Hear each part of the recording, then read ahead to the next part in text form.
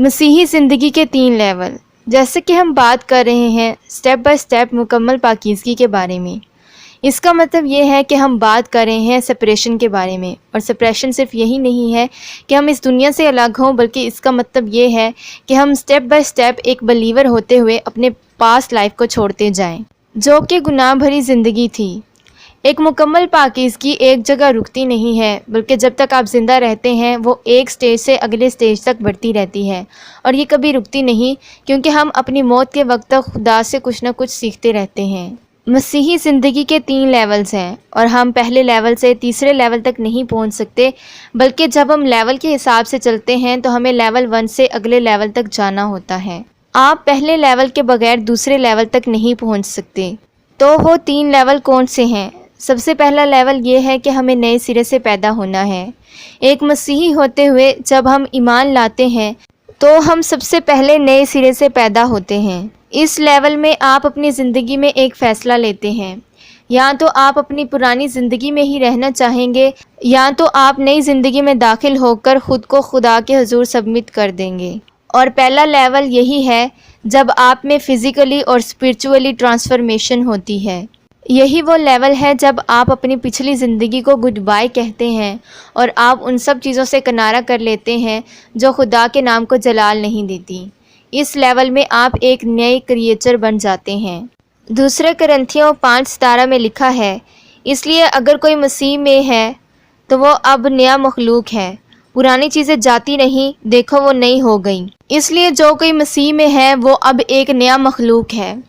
آپ ایک نئے مخلوق ہیں، اور اب آپ جہنم کی اولاد باقی نہیں رہے، اور نہ ہی اب آپ اندھیرے کے غلام ہیں یا آپ گناہوں کے غلام ہیں، بلکہ آپ ایک نئی کریشن ہیں، اور آپ کی زندگی وہ نہیں جو آپ پہلے گزارا کرتے تھے۔ اس سے پہلے کی زندگی میں جب کہ آپ یسوع مسیح پر ایمان نہیں لائے تھے، آپ بھی شاید گناہوں میں ہو، لیکن جب آپ نے یسوع مسیح کو قبول کیا تو آپ کے گناہ جاتے رہے اور آپ ایک نئی مخلوق بن گئے۔ اب آپ کی آئیڈینٹی چینج ہو گئی، اور آپ کی خواہشیں چینج ہو گئیں، اور آپ کے ایمبیشنز چینج ہو گئے، اور اس لیے آپ چینج ہوئے کیونکہ آپ مسیح میں ایک نئی مخلوق بن گئے۔ اسی لیے یسوع مسیح نے نیکودیمس سے یہ کہا تھا کہ تمہیں نئے سرے سے پیدا ہونا ضرور ہے۔ خدا میں پیدا ہونا ایک بہت ونڈرفل چیز ہے، کیونکہ جب آپ خدا میں پیدا ہوتے ہیں تو خدا آپ کو نیا ذہن دیتا ہے اور آپ ایک الگ طریقے سے سوچتے ہیں۔ جب آپ مسیح یسوع کو قبول کرتے ہیں تو آپ ان چیزوں سے نفرت کریں گے جن سے خدا کرتا ہے۔ آپ دوبارہ سے ان چیزوں سے محبت نہیں رکھیں گے جو آپ اپنی گناہ بھری زندگی میں رکھتے تھے۔ بائبل یہ کہتی ہے، آموس اس کا 3 باب اس کی 3 آیت، اگر 2 شخص باہم متفق نہ ہوں تو کیا اکٹھے چل سکیں گے؟ اسی طرح جب آپ مسیح یسوع کو قبول کریں گے تو آپ بھی ویسے ہی لوگ ڈھونڈیں گے جو مسیح یسوع سے محبت رکھتے ہیں۔ ایسا کیوں ہوتا ہے؟ کیونکہ آپ مسیح میں ایک نئی کریشن ہے اور آپ میں وہ تبدیلیاں آئی ہیں۔ دوسرا لیول ہے مسلسل پاکیزگی۔ فلپیوں اس کے 2 باب اور اس کی 12ویں آیت میں لکھا ہے، بس اے میرے عزیزو، جس طرح تم ہمیشہ سے فرما برداری کرتے ہوئے آئے ہو، اسی طرح اب بھی نہ صرف میری حاضری میں بلکہ اس سے بہت زیادہ میری غیر حاضری میں ڈرتے اور کانپتے ہوئے اپنی نجات کا کام کیے جاؤ۔ بائبل یہ نہیں کہتی کہ آپ کو اپنی نجات کا کام کرنا ہے۔ آپ اپنی نجات کے لیے کام نہیں کر سکتے، بلکہ بائبل یہ کہتی ہے اس پر کام کرو۔ دوسرے الفاظوں میں، جب آپ بچائے جائیں، یعنی آپ جب نجات پا جائیں تو اس پر آپ سیریس ہوں، اور یہ سٹیج تبھی ختم ہوتا ہے جب کوئی انسان مرتا ہے۔ آپ بے شک سے ایک نئی مخلوق ہیں، لیکن آپ اب بھی جسم میں ہیں اور جسم کو بچایا نہیں گیا، کیونکہ جسم یہ کوشش کرتا ہے کہ وہ آپ کو اپنی پرانی زندگی میں لے جائے۔ جب آپ ایک نیو کریشن بنتے ہیں تو وہ نہ صرف آپ کی روح کو پتہ ہوتا ہے بلکہ آپ کے جسم کو بھی پتہ ہوتا ہے۔ اس لیے آپ کا جسم یہ کوشش کرتا ہے کہ آپ اپنی پرانی زندگی میں واپس لوٹ جائیں۔ وہ آپ کو گناہ کی طرف اٹریکٹ کرتا ہے۔ یہی مسئلہ ہے گناہ اور جسم کے درمیان۔ آپ اپنے گناہ میں نہیں سو سکتے۔ آپ کے گناہ کے پاس اتنی طاقت ہے کہ وہ کسی بھی کرسچن کو اس بات میں للچاتی ہے اور اسے فالس سیکیورٹی دکھاتی ہے۔ گناہ آپ کو اس چیز کا یقین دلا سکتا ہے کہ آپ نے اس پر قابو پا لیا ہے، لیکن یہ حقیقت میں ایک بہت بڑا جھوٹ ہوتا ہے۔ آپ کی زندگی میں جب آپ یہ سوچ رہے ہوتے ہیں کہ آپ نے گناہ پر قابو پا لیا ہے، یہ آپ کی زندگی میں کئی سالوں تک رکا ہوا رہ سکتا ہے، لیکن جیسے ہی کوئی مشکل آتی ہے یا کوئی ٹیمپٹیشن آپ پر آتی ہے تو یہ دوبارہ سے ایک بڑا روپ لے لیتا ہے اور یہ صحیح وقت کا انتظار کرتے ہوئے آپ کو پھر سے اپنے جال میں پھنسا لیتا ہے اور آپ کی زندگی کو کنٹرول کرتا ہے۔ اور اسی لیول پر ہمیں چاہیے کہ ہم یسوع مسیح کی طرح بننا شروع کریں۔ دوسرا کرنتھیوں 3:18 میں لکھا ہے، مگر جب ہم سب کے بے نقاب چہروں سے خداوند کا جلال اس طرح منعکس ہوتا ہے جس طرح آئینہ میں، تو اس خداوند کے وسیلہ سے جو روح ہے ہم اسی جلالی صورت میں درجہ بدرجہ بدلتے جاتے ہیں۔ یہی وہ سٹیج ہے جو ہمیں روحانی طور پر بڑھاتی ہے۔ یہی وہ لیول ہے جس میں بہت زیادہ چیزیں انوالو ہوتی ہیں اور اسی لیول پر آپ لوگوں سے سیکھ سکتے ہیں، خاص کر کے آپ یسوع مسیح کی زندگی سے سیکھ سکتے ہیں اور آپ روح القدس سے سیکھ سکتے ہیں، اور اس میں خدا بھی آپ کی مدد کرے گا۔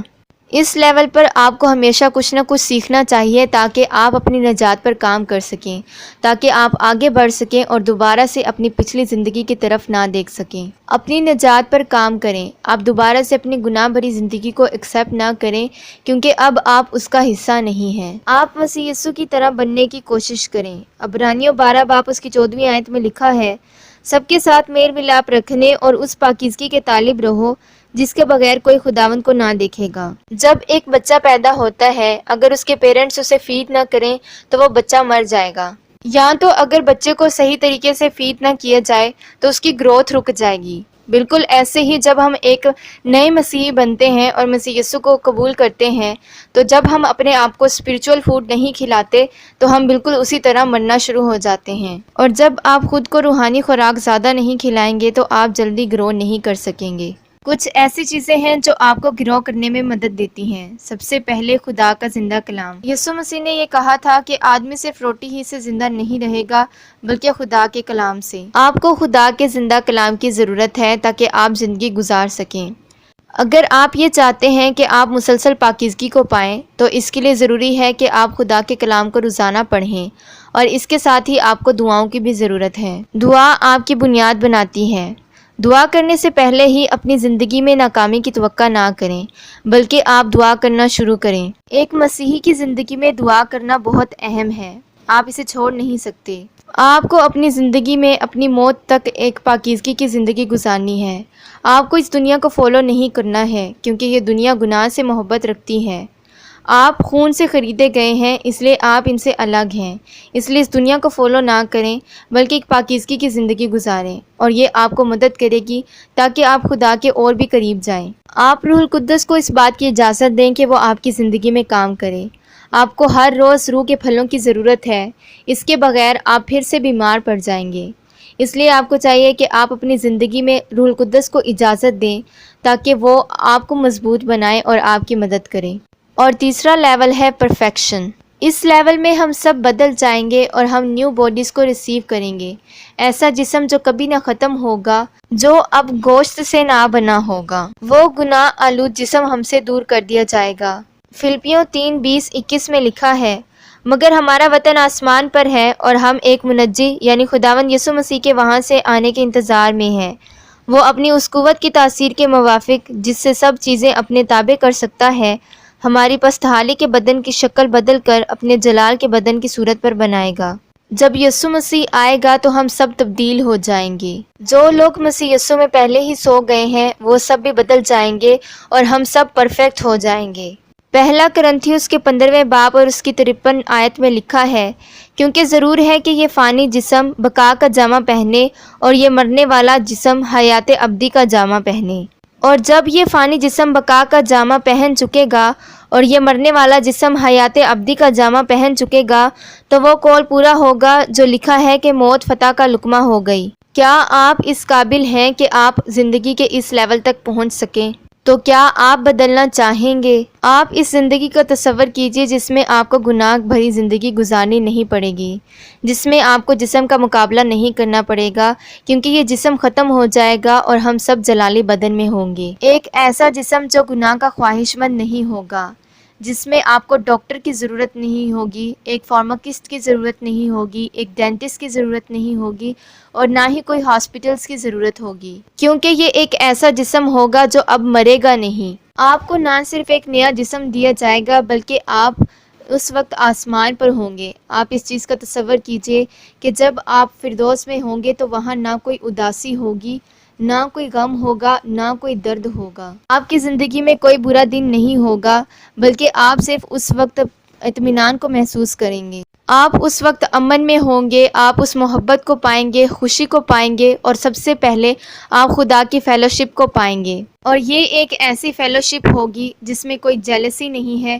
کوئی دشمنی نہیں ہے، اور نہ ہی کوئی مکاری ہے، بلکہ وہاں پر محبت اور فیلوشپ ہوگی، اور تمام بلیورز جو اس دنیا کے شروع سے آخر تک ہیں وہ اس کے ساتھ فردوس میں ہوں گے۔ آج کے کلام کے وسیلہ سے خداوند ہم سبھی کو برکت دے، آمین۔